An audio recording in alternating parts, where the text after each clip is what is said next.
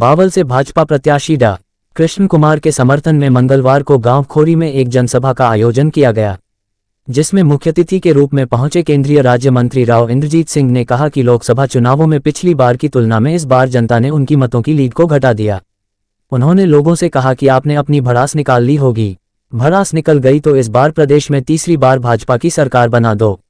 गांव खोरी पहुंचने पर सैकड़ों की संख्या में मौजूद ग्रामीणों ने राव का जोरदार स्वागत किया। राव ने कहा कि बावल हलका से पिछली बार लोकसभा चुनावों में उन्हें 75,000 मतों की लीड मिली थी, जो इस बार घटकर 24,000 रह गई।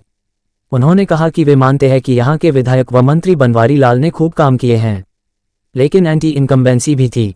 पार्टी ने सर्वे कराया और सर्वे के आधार पर स्वास्थ्य विभाग के पूर्व डायरेक्टर कृष्ण कुमार का नंबर आ गया। हमें अब मतभेद भुलाकर उनका साथ देना चाहिए। प्रत्याशी कृष्ण कुमार ने कहा कि उनके घर के दरवाजे आपके लिए हमेशा खुले हैं। उन्होंने सीएमओ के तौर पर कई वर्षों तक जिला रेवाड़ी में सेवाएं दी है। जनता उनके व्यवहार को अच्छी तरह से जानती है। वे हमेशा उनके सुख दुख में खड़े रहेंगे। डॉक्टर बनवारी के जनसभा में न पहुंचने को लेकर पूछे सवाल पर कृष्ण कुमार ने कहा कि उनको निमंत्रण भेज गया था, वे जनसभा में क्यों नहीं आए वही बता सकते हैं। संभवतः उन्हें कोई काम रहा होगा। दक्षिण हरियाणा में बावल में आज जो भीड़ उमड़ी है वो बता रही है कि बावल की तस्वीर जो है वो सामने आ चुकी है।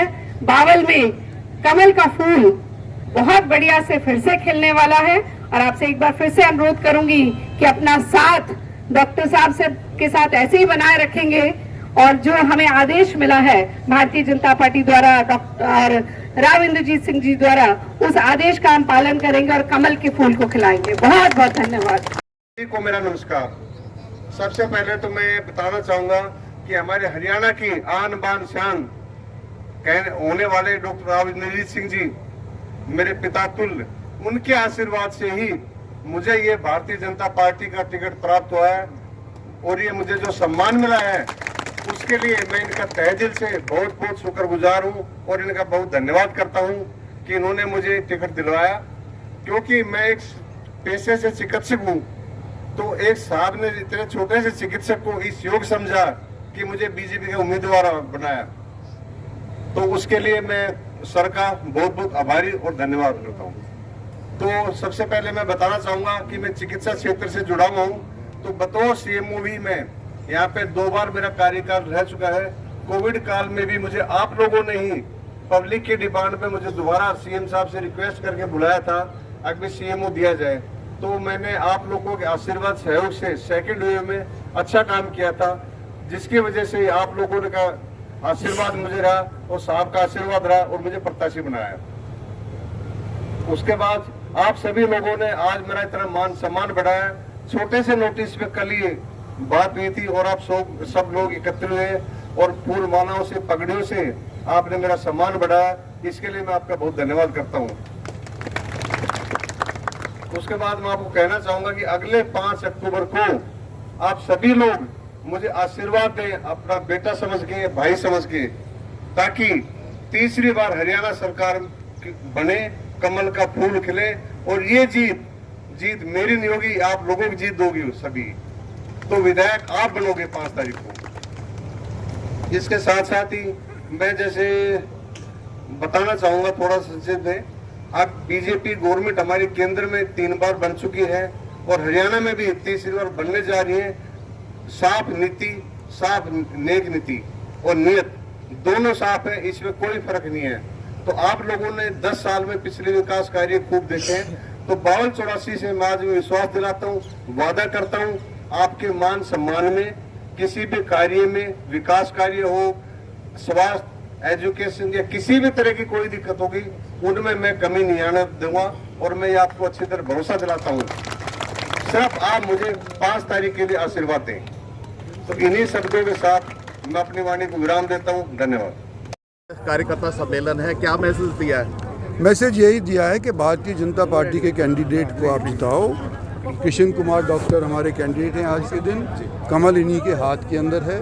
भारतीय पार्टी ने सर्वे करके और फिर ये कैंडिडेट का सिलेक्शन किया है और जब पार्टी ने सिलेक्शन कर दिया है तो सारा मतभेद भुला करके सभी को इनके साथ लगना है, यही मैंने लोगों से निवेदन किया है। लोकसभा चुनाव में लीड घटकर अभी भी आपने बताया कि 24-25 हज़ार के लगभग रह गई थी बावल में। इस बार विधानसभा चुनाव में कैसे रिकवरी हो पाएगी? देखो ये मैं सिर्फ विधानसभा की बात नहीं कर रहा, हरियाणा के अंदर भी जो लोग कुछ हमारे से रुष्ट पुष्ट हो गए थे, आज के दिन उतना उनके दिमाग के अंदर रोष नहीं है जितना कि आज से 4 महीने पहले लोकसभा के टाइम के ऊपर था। तो मैं समझता हूँ कि जहाँ काम लेना होता है हरियाणा सरकार से, उसके बारे में ख्याल करते हुए और अपने गुस्सा को भुलाते हुए ये लोग उतनी ही वोट डालेंगे जो कि 19 के अंदर मेरे लिए डाले थे। राव साहब, दक्षिणी हरियाणा को बड़ा प्रतिनिधित्व दिया है, आपको बड़ा प्रतिनिधित्व दिया है भाजपा ने इस बार।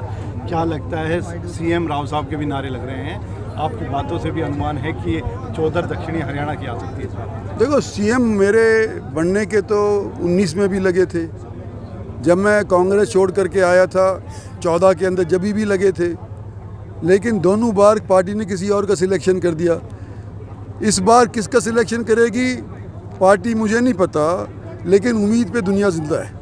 एक सरकार के, केंद्र सरकार के 100 दिन पूरे हो गए, किस तरह से देखते हैं, कितने नंबर देते हैं, कामकाज क्या रहा है? देखो, हमारी भारत सरकार 100 दिन के ऊपर आप यूँ कहो कि इसका रिकॉर्ड मतलब उसका पोस्टमार्टम हो या उसका डाइसेक्शन हो, वो बहुत कम एरिया है। लेकिन जो भी 100 दिन के लिए हमने वायदे किए थे अपने मैनिफेस्टो के अंदर, वो 1 to all सारे के सारे पूरे करती है। ठीक है।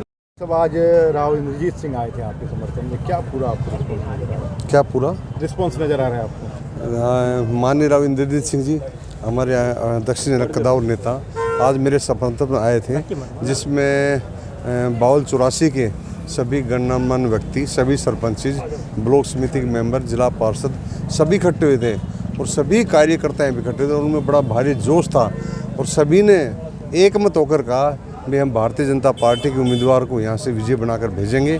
और माननीय राव इंद्रजीत सिंह जी ने भी उन्होंने अपील की, तो उन्होंने पहले ही कहा जी हम तुम्हारे साथ हैं।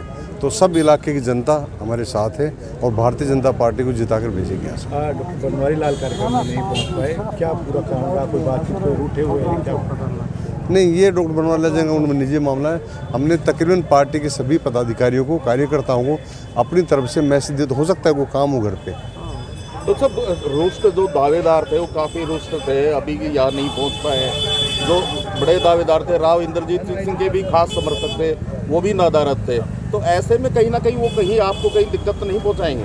नहीं, देखो कोई भी दिक्कत नहीं है, क्योंकि पहले दावेदार थे नहीं थे, उनकी मेरे पास कोई इशू नहीं है। लेकिन मुझे पार्टी ने, आला कमान राव इंद्रजीत सिंह जी, इन्होंने, इनके आशीर्वाद से मुझे टिकट प्राप्त हुआ है। ऐसा मुझे कोई भी दिक्कत नहीं है। और क्योंकि मैं यहाँ पे बतौर सीएम 2 बार कार्य कर चुका हूँ, तो मेरी कार्य करने की अपनी शैली, अपने तरीके मेरे सारे अच्छे हैं। और पब्लिक में ये सभी को भली बात परिचित, आप मीडिया लोगों की, अगर मेरे दफ्तर में कभी कोई भी आता था, छोटा कर्मचारी, अधिकारी, कोई भी पब्लिक, तो मेरी सीधी डायरेक्ट डीलिंग होती, तो मुझे इससे कोई भी परेशानी नहीं है।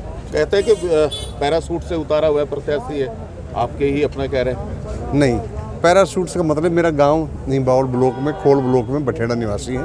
रेवाड़ी जिला मेरा गृह जिला है, यहीं मैं रेवाड़ी में पढ़ा लिखा हूँ। उसके बाद मैं यहाँ 2 बार 4 बार सेवा भी दे चुका हूँ, तो ऐसा है ही नहीं कोई पैरासूट। उसके बाद क्योंकि प्रशासनिक मुझे अनुभव है, चिकित्सा क्षेत्र में अनुभव है, तो ऐसा कुछ है ही नहीं पैरासूट से उतारा।